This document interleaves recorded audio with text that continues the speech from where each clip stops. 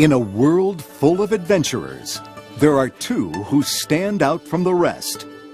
Two best friends, one in search of gold, the other in search of glory. Come along as we join these two partners, Miguel and Tulio. I am Miguel. And I am Tulio. And they call us Miguel and Tulio. While they scheme their way from the shores of Spain to the lush jungles and gold-lined streets of El Dorado. As the moon slowly eclipses the sun, the high priest Zekil Khan proclaims the end of the 1,000 years of peace in El Dorado. Hailing the beginning of the age of the jaguar, he proposes a sacrifice. Troubled by this, the chief challenges him to summon the gods. And so, conjuring an orb with blood from his own palm, the high priest calls the gods through the cenote well. Meanwhile, the fierce explorer Cortez rides his horse Altivo through the streets of Spain. It is a day of celebration as Cortez announces his plan to conquer the New World. Down by the docks, Miguel and Tulio are also celebrating. They've just won another game of dice against Cortez's sailors. Without a peseta to his name, one of the sailors offers them something truly irresistible. A map to El Dorado. Tulio, look! El Dorado. The city of gold. This could be our destiny, our fate. Miguel, if I believed in fate, I wouldn't be playing with loaded dice. Tulio rolls his loaded dice one last time. But the sailors are onto their game. Seizing the map, the two friends run straight into an angry constable. Never ones to give in without a struggle, they start to fight each other. Grabbing swords from nearby guards, they exchange barbs and insults as they make their way through the streets. Ah, you fight like my sister! I fought your sister. That's a compliment. They leap onto a rooftop, and as the crowd gasps, Miguel knocks the sword out of Tulio's hand. Calling it a draw, the two jump over the wall, away from the crowd. They're about to celebrate when they turn and find themselves at the wrong end of a bull's horns. We should have kept those swords, I think. With the bull and the guards hot on their trail, they weave around buildings and pound up and down stairs. They stop on a high balcony and peer down at two barrels. It's a long way down, but there's no choice. I'll bet we can make that. Pesetas says we can't. They leap, and to their surprise, land squarely in the barrels, giving their pursuers the slip. You lose. Later, when they push their way out of the barrels, they get a big surprise. They've been loaded onto Cortez's ship. Charged as stowaways, Miguel and Tulio are thrown in the brig. While Tulio works on an escape plan, Miguel hears a sound from up above, hoofbeats. He decides to enlist the horse's help and uses an apple to coax Altivo over. Tulio laughs at Miguel. Miguel, you're talking to a horse. But his laughter turns to surprise when Altivo drops a set of keys through the grate. Up on deck, as Miguel and Tulio tiptoe to a rowboat, Altivo whinnies for his apple. What's the matter with him? Oh, he wants his apple. Well, give it to him before he wakes up the whole ship. Miguel tosses it to him, and Altivo watches as it sails over his head and into the water below. Altivo leaps after it, but he can't swim. Miguel dives in, and as Tulio rows over to help him, the boat flips over. They right the boat and get Altivo aboard. But when Miguel and Tulio check their provisions, they find Altivo's cheeks bulging with the... Would end like this. The horse is a surprise. Any regrets? Besides dying? Yeah. I never had enough gold. My regret, besides dying, is our greatest adventure is over before it began, and no one will even remember us. But the end was not near. Land was near. Miguel and Tulio kiss the sand, but pull back fast when they come face to face with a skeleton. Miguel hesitates. Pulling out the map, he stares at the scene in front of him. It's all right there. They really do have the map to El Dorado. Tulio! We've done it! What's that? The map? It's all right here! The Whistling Rock, the stream, even those mountains. You said so yourself. It could be possible. And it is. It really is the map to El Dorado. You drank seawater, didn't you? Tulio can't resist the idea of a whole city of gold. So the three set out to blaze a trail through the jungle. Come on, Tulio. We'll follow that trail. On the way, they're joined by Bibo, a lively armadillo. And together, they follow the map, each landmark bringing them closer to El Dorado.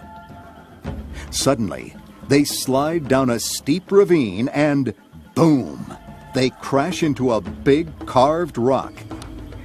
Tulio checks the map. They found all the landmarks, but something is missing. There's no golden city. Miguel, wake up. We're there. Give me that. Apparently, El Dorado is native for great big rock. They are about to turn back when a beautiful girl, Chell, bursts through the waterfall. A band of native soldiers pours out after her, and they glare menacingly at the duo atop Altivo. Hello, is this your rock? Sorry, we were just looking. We're tourists. Tourists. we lost our group. Yes. May we go now? Sitting astride Altivo, Miguel and Tulio look exactly like the picture carved on the rock behind them. Tulio tries to talk their way out of trouble, but to no avail. The soldiers grab Chell and motion for Tulio and Miguel to follow. They lead them behind the waterfall, where they board a waiting boat and row upriver. They pass through a gateway, and Miguel and Tulio's mouths drop as they take in the radiant glow from the golden city before them. It's El Dorado. As they enter the city, Miguel and Tulio are met by Zekel Khan and Chief Tanabak, and are presented to the people of El Dorado as gods. My lords, I am Zekel Khan, your devoted high priest and speaker for the gods. I am Chief Tanaba. What names may we call you? I am Miguel, And I am Tulio. and they call us Miguel and Tulio. Your arrival has been greatly anticipated. But first, they must prove themselves. Tulio tries to think of a way to impress the people, as Bibo frolics at his feet and Miguel slaps him on the head. Frustrated at the distractions, Tulio yells at them, "Stop! Stop! Stop!" And as he does, a rumbling volcano suddenly silences. The people are stunned. The gods have demonstrated their power. After ordering Chell's release, Miguel and Tulio are led to a lavish temple where they celebrate their best scheme ever. Tulio and Miguel, mighty and powerful gods. But they're caught. Chell overhears them as they celebrate their good fortune. Knowing that they'll never be able to manage without her, and wanting a getaway herself, she suggests a partnership. Well, if you got... Tulio and Miguel, mighty and powerful gods. But they're caught.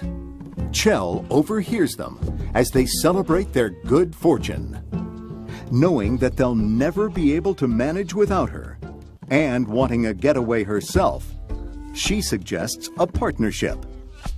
Well, if you guys want the gold and you don't want to get caught, right? You're going to need my help. Miguel and Tulio reluctantly accept, but they also make a pact that they won't let Chell come between them.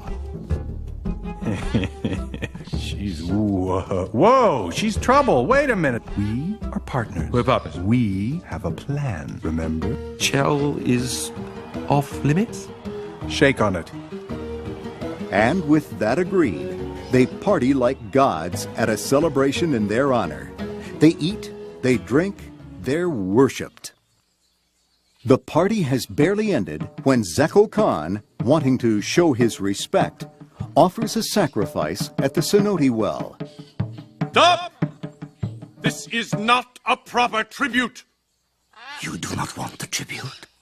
The stars are not in position for this tribute. Like he says, the stars can't do it. Not today. But Miguel and Tulio prefer the chief's suggestion, piles of gold. It's a dream come true as the people of El Dorado come forth with armloads of gold. Tulio and Miguel are thrilled until the people start to throw the tribute into the well as an offering to Xibalba, the spirit world. Luckily, Chell steps in and saves the day and the gold. Excuse me, Chief, the gods have changed their minds about Xibalba. They wish to bask in the reverence that has been shown them. Stop! They wish to bask. Take the tribute to the gods' temple. To help them get their bounty back to Spain, they ask the chief to build them a boat. Miguel and Tulio agree to lie low as it's being built, but Chell has other ideas. Sensing Miguel's urge to see the city, she encourages him to explore, leaving her alone with Tulio. It's beautiful, isn't it? Yeah. You know you really shouldn't miss it. When Tulio notices that Miguel is gone, he panics, but he is soon distracted by Chell. Hey, what happened to Miguel? You worried so much. And as Miguel falls in love with El Dorado, Tulio and Chell start falling in love with each other.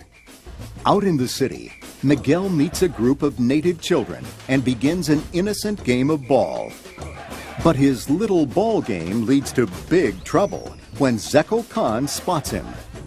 Confused by Miguel's behavior, Zekel Khan sets up a ball game fit for gods against the chief's biggest warriors.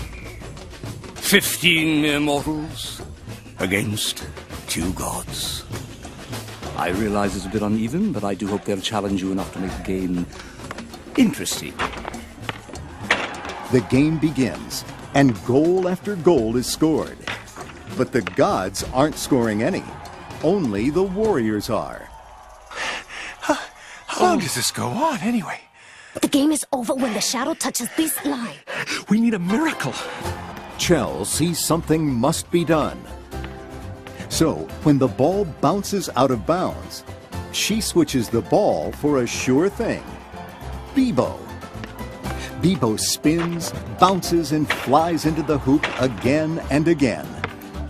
But just as Miguel and Tulio are about to score the winning goal, the armadillo bounces out of play.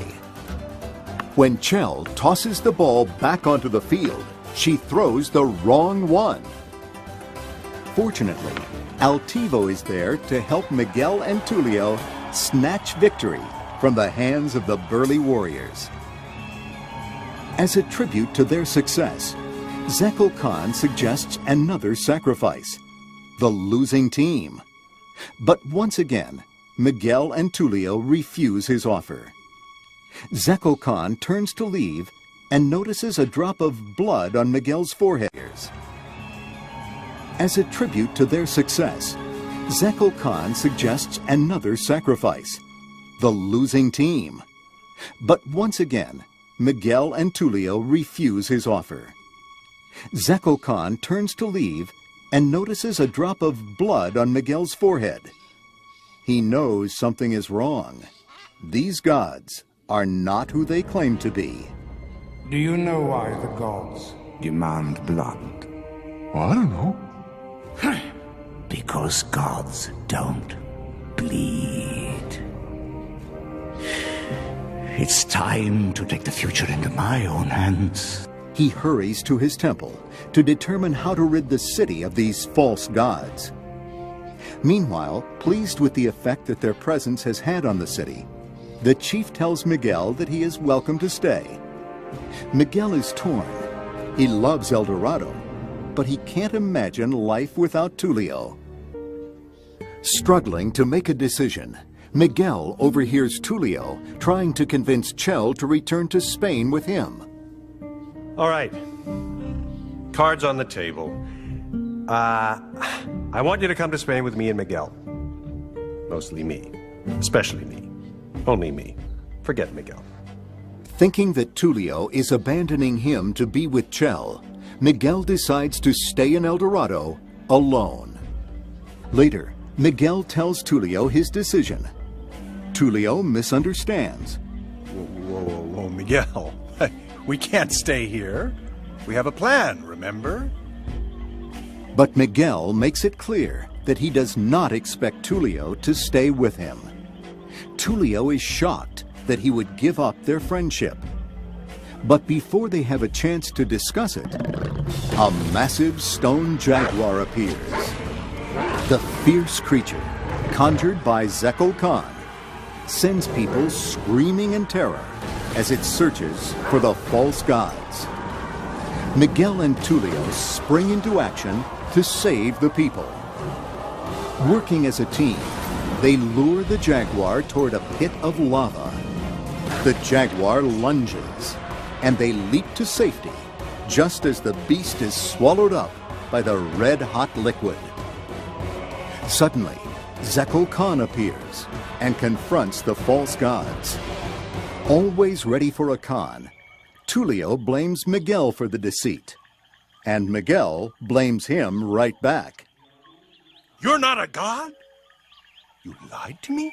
How dare you? Hey, it was his stupid plan. The argument heats up.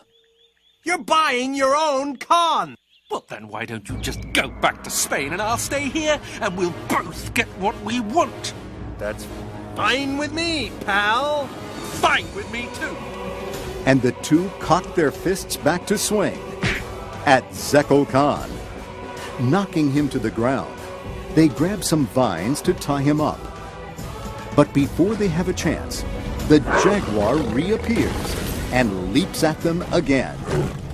Miguel and Tulio jump away, and the jaguar lands hard right next to Zekel Khan, sending them both tumbling down into the cenote well.